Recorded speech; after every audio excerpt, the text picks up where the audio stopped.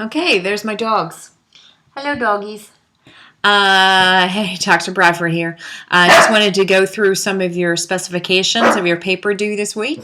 They are going to be due on Friday. So here's your final paper specifications right here. What you have to do, and certainly one of the theories below or theory you found on your own. You can also go into detail about a particular theory we've already discussed. But some of the theories we haven't discussed that I find to be particularly interesting. So you can peruse those or find or write specifically on one that you found engaging. You need to use a library databases to find the original theory paper, if possible. If not, then focus on one or two research articles that really go into this theory in detail. So I really don't want you to use any websites for the internet. Try not to use the textbook as the main source for the theory. So review the main paper or a main paper that talks about the theory. Look at the main propositions. What are the main concepts? Some of them have kind of axioms. They're axiomatic theories. So, and also, how's this theory been applied for interpersonal relationships, romantic relationships? Has it been applied to the mass media? Then apply, research how it's been applied in other contexts. I know specifically social comparison theory has been used primarily in psychological research and interpersonal relationships, but now it's being used heavily in mass media. So that's one thing I'm particularly interested in is social comparison in the internet. So specify which studies. This is where you're gonna accrue some of your citations. Specify which studies have found support for the theory and which have not. So this doesn't mean that you're going to review that paper in depth. It might just be a paragraph about that particular theory, about that particular article. So just say, Wirtz found that the theory did not support interpersonal social comparison theory in the context of online dating sites. And then why this particular theory did not apply. And how has this theory evolved since its original conception? I know sometimes theories start one way, and then as research is developed around the theory, sometimes they found support, sometimes they do not, and they modify that theory over time. And so I know in particular cultivation theory in its original context, it did apply for that to the mass media because there was only a few television channels. But then as they saw that more television channels were coming out and they were specifying a particular genre of television, they had to think, well, how is this going to change? So cultivation theory has significantly changed since its original conception. And out of that, what happens is some new theories or hypotheses has resulted. I know there's been other theories that have explained cultivation, such as activation, I can't remember called, knowledge activation theory, cognitive, I can't remember it off the top of my head right now. So this is going to be where most of your scientific literature is going to be. And then the third section is the critical analysis. You can use chapter 2 from your textbook to guide that section. So how testable is this? How easy is this to understand? How good is it at explaining things? As you'll see throughout the textbook, they've done that for you. I know in terms of gender theory, they say, well, the assumption is that it's either male or female. It assumes that all males act this way and all females act this way. So really be critical about this theory. You might love it, but then you also understand that it's not perfect. No theory is perfect. Some limitations of the theory, and maybe where you see future research in this theory going. So there's some criticisms about the conceptual understanding. Some people measure, say, media violence. They say that media violence activates aggression in all of us, but everyone measures media violence differently, and that's a big problem. And then finally explain how this theory can apply to one's personal or professional life. And then some structural specifications I have here. Certainly APA citation is important. Okay. And then after that, you're going to give an oral presentation. So you can work on this at the same time as you're working on your paper. Some of my students present their paper before they actually turn in their paper, which is fine. But you should have a good idea what your theory is about.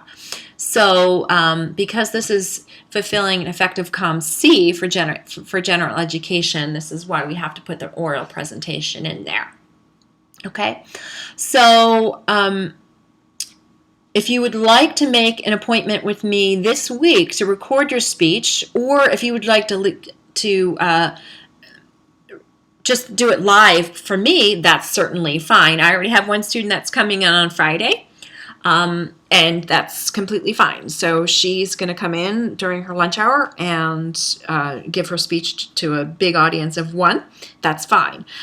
You can also record your speech in any of the classrooms if you would like to use a projector for your visual aids. So just let me know this week what you'd like to do. And this is the criteria how you will be graded. You can record it however you want. You can actually, if you have a camera on your laptop or your computer, you can kind of do it that way. That's fine. If you want to use your iPad, it doesn't matter. I'm just looking for how well you're able to convey your information. So once you get your video recorded, this is briefly how you're going to upload it. So you want to go to your YouTube channel. If you don't have one already, I would suggest you get one. I have several different accounts. So what you want to do is you want to upload, log in, and then upload. Now I'm going to upload a file for Comm Research. So you go to this page, select files to upload. And where is my Comm Research? I just made it too. I have no idea where I just put it. Oh, no, I'm sorry. It was for Gender Empowering the Media. So you'll find your particular video. And as you can see, it gives the automatic title of your video as the title of the video that it's uploaded. Okay, it's going to take a long time for it to upload. My internet's kind of fast here. Keep your videos to about 10 minutes. That way it's not going to be uploading overnight. I think anything in excess of like 10 or 12 minutes, YouTube says, well, you got to have a premium account. So try to keep your presentations to about 10 minutes. If you don't want everyone to see your video, I suggest you going to this public and making it unlisted. Okay? That means that only people that have that link will be able to see your video. Okay?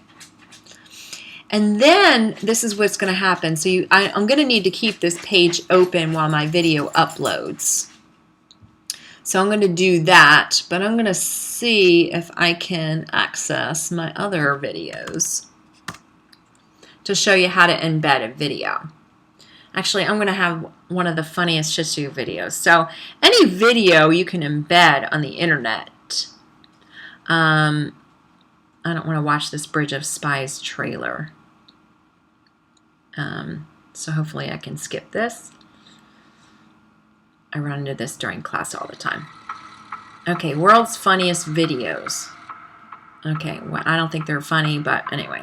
So anytime you have a video on YouTube, once your video is actually posted, you go to this share function right here. So go to that share function. You can do one of two things. You can just go to the share and just copy and paste. As you can see this week, I have final speeches.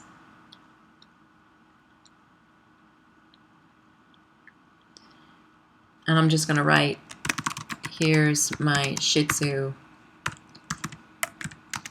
funny video. And then just paste it right there. And that way I'll have it. Okay. And I can copy and paste that pretty easily. You can also embed it, and that way the video shows up. So if you hit embed, and then you copy, and rather than create a new one, I'm just going to hit reply. This right here, source code,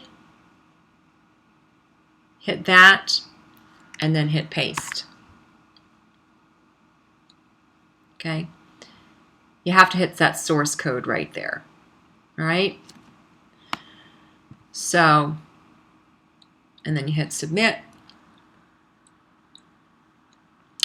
and there it is. Okay, so you can do it both ways. You can either just post the link or you can post the embedded video. And as you can see, it plays.